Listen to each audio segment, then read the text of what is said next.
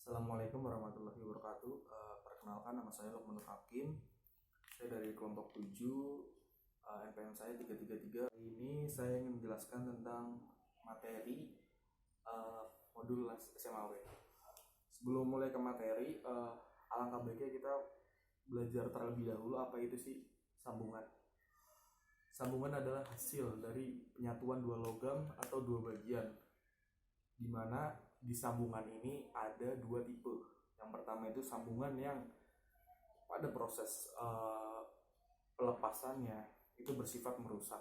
Salah satunya adalah kelas dan buckling. Dan satu tipe lagi itu adalah sambungan yang bersifat tidak merusak ketika melepasnya, seperti baut dan mur. Langsung saja ke intinya, yaitu pengelasan. Pengelasan adalah suatu proses penyambungan, di mana proses penyambungan logam ini menggunakan metode pengisian dengan bahan elektroda. Sedangkan yang kita akan bahas kali ini adalah pengelasan jenis kelas SMAW. Kelas SMAW itu adalah suatu proses pengelasan di mana si bahan pengisi atau elektroda ini bersifat habis pakai. Jadi yang membedakan di sini adalah elektrodanya. Elektrodanya ini bersifat habis pakai, atau dengan kata lain kita harus mengganti dengan elektroda yang baru. Itu secara teori. Sedangkan sambungan atau pengelasan itu secara umum itu ada yang namanya butt joint, terus lap joint. Itu salah satu dari jenis-jenis pengelasan. Nah, selain itu di pengelasan ini ada yang namanya kambuh las. Kali ini saya akan menjelaskan tentang kambuh las. Nah, di sini ada jenis-jenis kambuh las, di mana setiap sambungan atau penyatuan dua logam itu biasanya kita membuat kambuh las terlebih dahulu.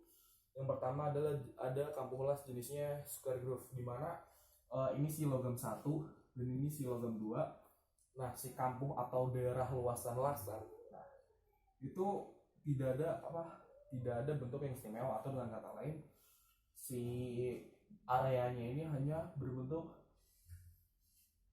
permukaan datar saja, tanpa adanya bentuk-bentuk tertentu. Itu untuk yang square groove. Terus yang selanjutnya ada namanya Y groove. Nah, yang Y groove ini si celah antara dua logam yang akan disatukan. Ini logam pertama, logam kedua, dibuat celah itu membentuk huruf Y, dimana ketika nanti proses penyatuannya si celah atau kambuh ini diisi dengan elektroda atau bahan pengisi. Nah, itu untuk yang Y groove. Selanjutnya ada double J groove. Nah, kalau si double J groove ini si kambuh itu berbentuk J cuma ada dua. Nah, metode atau pada proses pengelasannya itu kita mengelas, pertama itu kita harus membuat si kambuhnya terlebih dahulu, si areanya. Setelah itu baru kita mulai pengelasan, ya kan. Nah, pada double J groove ini pengelasan dilakukan bolak-balik, atau dengan kata lain dari dua bagian sisi. Nah, itu untuk yang J groove. Selanjutnya ada bevel groove atau sudut. Nah, si sudut ini berarti pada proses penyambungannya dia itu membentuk sebuah sudut, di mana benda 1 dan benda 2 di sini ada sudutnya. Nah, itu mengapa namanya itu bevel groove. Nah, si sudut yang sudah dibuat atau si sudut yang atau kambuh las yang sudah dibuat itu pada proses pengelasan nanti elektroda diisi di sini. Nah, itu untuk yang bevel groove. Selanjutnya ada double V groove. Nah, si double V groove ini bentuknya seperti ini, kawan-kawan. Nah, double segitiga dengan atas dan bawah. Nanti elektroda diisikan di sini.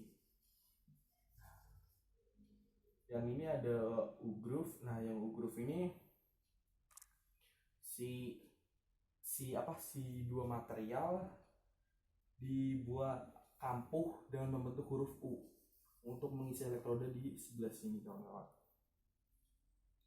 Yang ini ada double bevel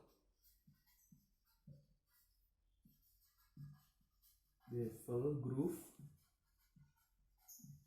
Nah, yes, yang membedakan double dengan bevel groove ini, ketika bevel groove itu hanya satu sudut. Nah, kalau yang double ini sudut itu dibuat dua, di atas dan di bawah.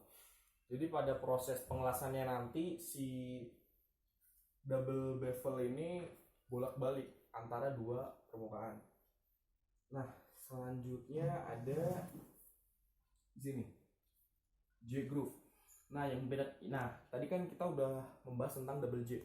Nah, kalau yang J groove ini cukup satu aja. Jadi kalau yang double J itu dia dua di sini. Nah, kalau yang J itu cuma satu. Boleh di atas, boleh. Akhir ada double U groove. Nah, double U groove. Nah, jadi si kampuh yang berbentuk huruf U ini ada dua, sesuai dengan namanya double, dua, buat mengisi elektroda di sini dan di sini. Nah, itu mengenai kampuh las. Nah, ini untuk kampuh lasnya. Sedangkan untuk alur atau pola pengelasan itu ada 3 jenisnya.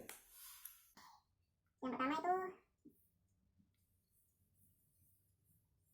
namanya spiral.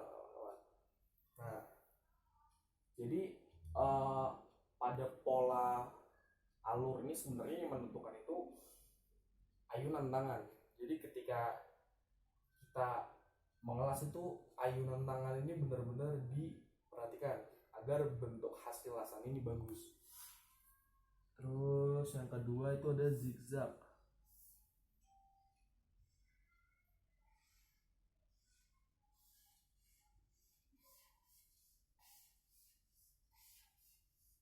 Nah, kurang lebih gambarnya seperti ini kawan-kawan, untuk yang zigzag. Nah, terus yang terakhir itu ada ini yang segitiga. Yang zigzag itu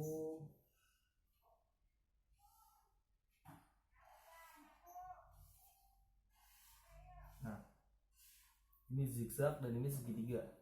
Nah, jadi secara umumnya alur pengelasan itu ada 3 polanya kawan-kawan. Jadi kita bisa menggunakan ketika kita mengelas dengan ayunan tangan, kita bisa membuat yang spiral. Kita juga mungkin karena mungkin bosan, kita bisa juga membuat yang segitiga atau yang zigzag. Nah, itu mengenai pengelasan. Nah, mungkin hanya ini saja yang bisa saya jelaskan. Kurang lebihnya mohon maaf. Bila taufiq wal hidayah. Assalamualaikum warahmatullahi wabarakatuh.